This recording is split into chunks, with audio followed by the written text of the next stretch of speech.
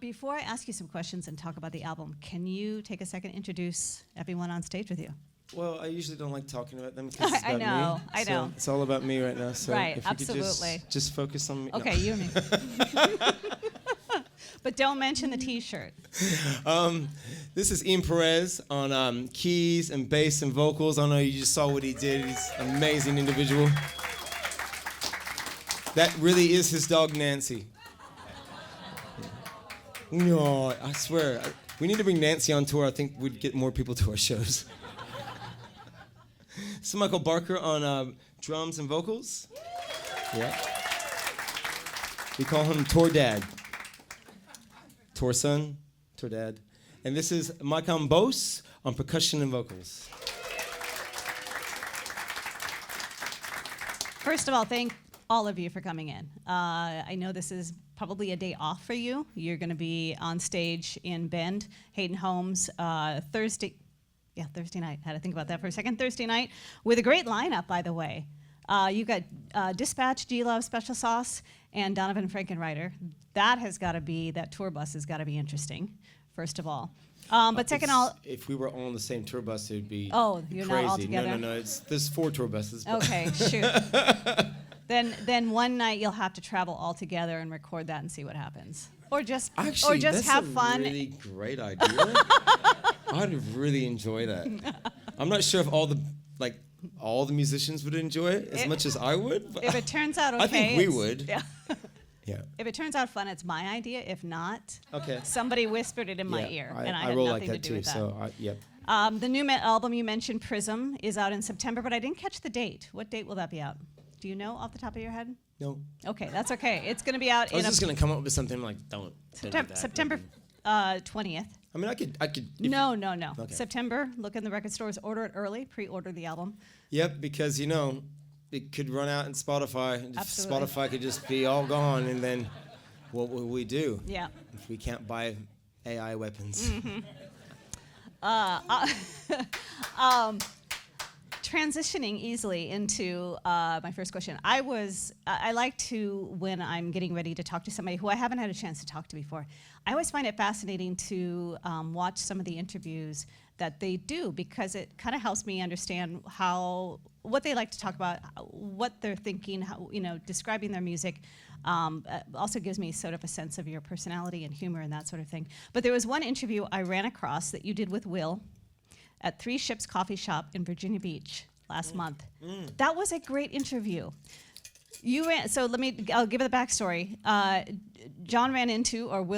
Will ran into just this gentleman who is a wedding photographer and a musician. Mm-hmm. You stumbled upon each other. He recognized you. And I think it was somebody with you that recorded it because it was on your YouTube channel. Yeah. And you sat down and had this conversation that honestly will outshine what I can do, because he's this true fan who is so interested in you and your music. And it was just this genuine conversation that was fantastic, first of all. To give you context, Will was like the most embodied Will I've ever met. He was just, hey, how's it going? I'm like, very well, thank you. He was like, love your music. And I'm like, okay. He's like, got some questions to ask you. I was like, holy shit, just roll. Because Will is on one, and we'll be with Will. And he was so, with that beautiful kind of combination of forthright, not naive, innocent, pure. There's something genuine. Really genuine. That's the word. Yeah. Authentically Will. Yeah. And I was just like, I love you. I don't know you, but He just wanted to talk to you and pick your brain. Yeah, and he had great questions. Absolutely. And I was just like, yeah, let's do this. Absolutely. So I've had a coffee. I'm ready to talk. So I stole some of them. Yeah. But what I found interesting were some of your answers. And so I wanted to ask you a little bit about that. You talked about how you love touring, but it's, of course, getting harder and harder as you get older. I mean, obviously, in some of the songs, marital distress, that might not help marital distress if you're on tour, but friends and family, you miss them. So how do you reconcile It's an interesting thing. It's not an age thing. I feel fitter and better at the job than ever before. I just was surprised that the sensitivity went up for leaving rather than being more desensitized by it. Leaving got harder and harder. And it is harder and harder. And there's this strange, I can't speak for everybody here or all musicians, but there's a strange compartmentalization that you have to do to kind of survive this life, because it's hyper exposed, it's adrenal fatiguing, and then you're away from everybody you love. I love these guys, but like, our kids and our families and our Nancys, they're hard to be away from. And I just thought that was going to get easier, but it doesn't. But I love being on the road, and I feel like I'm better at it than I ever have been. But yeah, there's definitely some aspects to this career that are very odd. I think it's very, very similar to elite sports. And the beautiful thing about elite sports is it just has physiotherapists and therapists and a lot of backing and support, and they don't flood the workplace with drugs. And I mean drugs as in alcohol. I don't mean drugs as in like ecstasy or something. I'm just like, there's a reason why there's so many victims in our line of work. So Yeah. Keeping the mental health, keeping all those things in line while you literally rip your rib cage open every night, and sometimes play to many people, or sometimes you play to like a heartbreakingly amount of people, where you're just like, whoa, we're losing money here, and you're doing that, and you're away from your family. It's very, I love the job. I feel very privileged. I feel very thankful for it, that I've been able to feed my family for the last 30 years through doing it. Profound, surreal, and still, an odd life. It's hard to leave. I mean, your partner, your kids, your life, your friends, your family, it's hard. So that absolutely makes sense. But you said something wonderful, and I have to look down because I want to make sure I get this right. You talked about giving when you're on the road, making the world a better place. And you can feel that in your music, in your energy. But I was curious when you said that, do you, and I think I know the answer, but I'd love your perspective. Do you feel that love, that energy, that giving from the audience? Like when you're up on stage playing a big crowd, it's easy to feel it here because you can see the faces, hear the reaction. But when you're on a big stage, do you feel that as well? Do you feel like there's this giving and taking of love and energy in a really beautiful way? Yeah, when it's good. Yeah. Yeah, when it's good.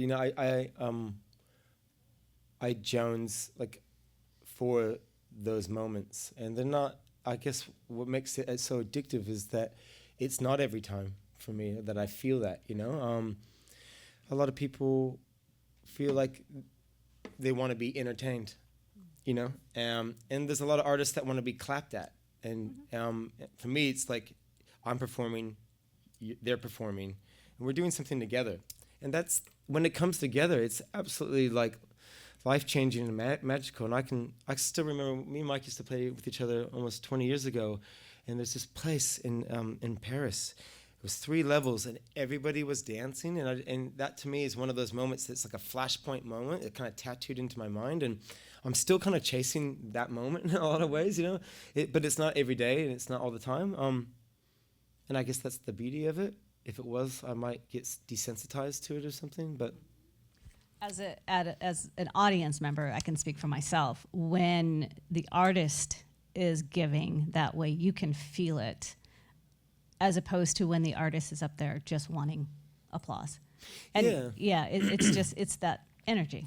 But there's irony to all of it sometimes too. Like sometimes people are just like this, and you're like, and I'm like, oh, that sucks. They weren't, and then somebody will go, dude, they were just mesmerized. Yeah. It was like they were picking their jaw off the ground, and I was like, oh, okay. I read that as just like, like energy vampires.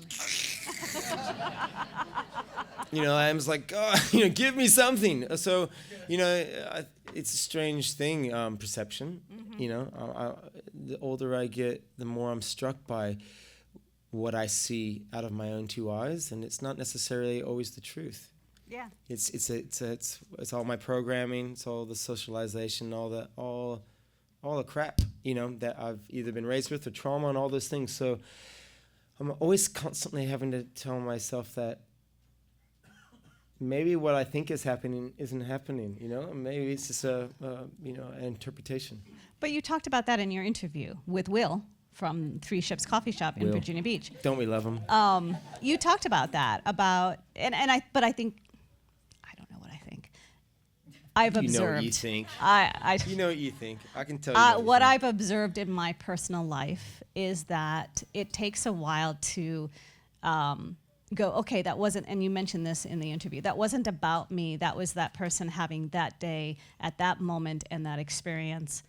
It wasn't about me. I didn't create their mood, whether they're angry, but it's not about me. And that comes with maturity. Yeah, I think it does. Yeah. Or at least just trial and error. Yeah. Just trial and error, you know. Yeah. And a bit of reading, a bit of education, some outside perspective. You know, it's interesting. You know, I'm so struck by irony all the time. Just this idea of like being so sensitive to other people's emotions and feelings, and kind of like, it's so hard to put into words sometimes. But and then actually, what it really is often it's not that you're sensitive about everybody's feelings. It's that you just made everything about you. Mm-hmm. You've just made it all about you. You know, it's like, that person walked through the bus and they didn't say hi, or they just kind of hit me and didn't realize. I mean, they could have just been. You don't know what's going on in the world. You have no idea, and like, it's not about you, buddy. Right. Maybe they're not shitty at you. Maybe you don't really Maybe you're not the biggest thing on their priority list right now. Like, get your head out of your ass a little bit. Yeah, maybe I'm not registered. I've had good people in my life to kind of say that, like, hey, I think you're trying to say you're caring about how I feel, but I think what you're wanting is to feel safe. And so you're going to try to make me better so you feel safe. That's not actually being sensitive. That's you trying to protect yourself. So once you're okay, then I'll be okay. And that thing that a lot of us do who've grown up with trauma or violence, like once everything else is all right, then I can relax. So I'm a carer. No, you're not a carer. You're actually just trying to make everybody better so you can feel good. So it's a really profound irony in that I'm struck by, because that's the kind of dude I am. I'll do that. I'll try to make sure that everybody's all right so that I can feel safe. But it's not really altruistic. All right, I'm going to get off the interview with Will and talk about Prism. You mentioned there's sort of 3 chapters, and I listened to you talk about how it brings a little bit of your old sound, but you've brought something new into it, a new sound into it. Talk about that evolution in your music with this. It's your 6th album, right, Prism? I think it's 7. 7? Or 8. Wow. I don't know. Solo album? I think oh, yeah, I mean, shit. Doesn't matter. If you went through all, it's probably about 9, actually, because I released 10 studio albums. Thank you. There you go, 10 studio albums. Released the ambient album and instrumental album in the last year as well. So, gotcha. Yeah, I guess, I mean, my sound is always kind of, there's always a bit of me. Begin again. I can only do what I do. So, I mean, I have 1,000,001 songs that have that scale in it, and then I just try to kind of make better beats behind them and synths and have different textures. I love Timbaland and Pharrell, and I love Black Sabbath, and I love Dolly Parton, and I love fiddle playing and Hindustani slide playing and traditional music and First Nation music, and so. A lot of times I'm hearing them all in my head at once. And so this album I started making by myself. I get anxiety sometimes. I'm trying to say I get anxiety sometimes rather than I have anxiety. And I just, somewhere right before COVID, I just wanted the world to go away. And I didn't want to be around anybody because making them feel all safe before I could feel safe was exhausting. And so I started making the album by myself. It was just, I meant to start making an ambient album, really simple. And next thing I got on Logic, and I was like, there was synthesizers everywhere, and I was making beats. I was like, oh, cool. And I made this whole world. And then I just crashed my computer, basically, after 3 years. and anxiety was just going up like that, and marital stuff, and boy was 16 years old, and he was like a Mustang just trying to break out of the stables, and life was getting real. Parents were dying, and all kinds of stuff was going on, and I had to give up. I had to surrender. It was very not something in my wheelhouse. I couldn't finish it. I couldn't finish the album. I worked on it for 3 years, hundreds of tracks, 20 or so songs, and then in the surrender, I had a download. And the download only could come in once there was space, and I left no space, but until I was broken and surrendered, then all of a sudden there was something that could come in, and what came in was this 4 seasons, and so it said, heal yourself, just heal, man, heal, then begin again, go solo, and the 4th season is like maybe a record live with a band, and so healing myself was the ambient album. And through making that album, I learned how to really record my guitar beats properly. And I really kind of got that down, and then I made this really lovely ambient album. So that was Heal Myself. And Begin Again was, okay, I need to make that instrumental album that I really wanted to make, like I did it on my very, very first album. My very, very first album was an instrumental album when I used to play on the streets. It's a long answer, sorry. So I made an instrumental album, and I took everything I learned from the guitar beats and everything I learned from the ambient stuff and made the instrumental album. And once that season, which was Begin Again, then I could go solo, which is John Butler. Because after the instrumental album, I did make my very first album as John Butler was John Butler. And through making those 2 albums, I learned how to make Prism properly. So I took all those tracks, and I met together with a producer named James Ireland out of Pond, and we grabbed all my tracks, and he's a great beat maker as well, and we crammed them all together, and we did more and more beats, and we made Prism. But it was a real journey. And the muse kept on sending me back to the beginning. Like, I had all these ideas, but muse was like, no. You can't finish this until you heal yourself, until you begin again. And then, yes, we can go solo and finish Prism. So that's how it kind of happened, and we're able to get all that great synth playing and all those textures into one, and that's why it's called Prism, because it's just like it's a full spectrum kind of album by somebody who's fully on the spectrum. Yeah. Well, sorry you had to go through the pain, but I'm music. I'm not. Good. It was. Music has always been my greatest healer, and there's no way I would learn those lessons without music being the goal. There to guide you. The songs are beautiful. Go see John Thursday night at Bend. It's a great road trip with a bunch of great acts as well. Thank you so much for taking time. No worries. To play for us. They're going to play a few more songs. Yeah. All right. Thanks, John. Thank you so much. I appreciate it.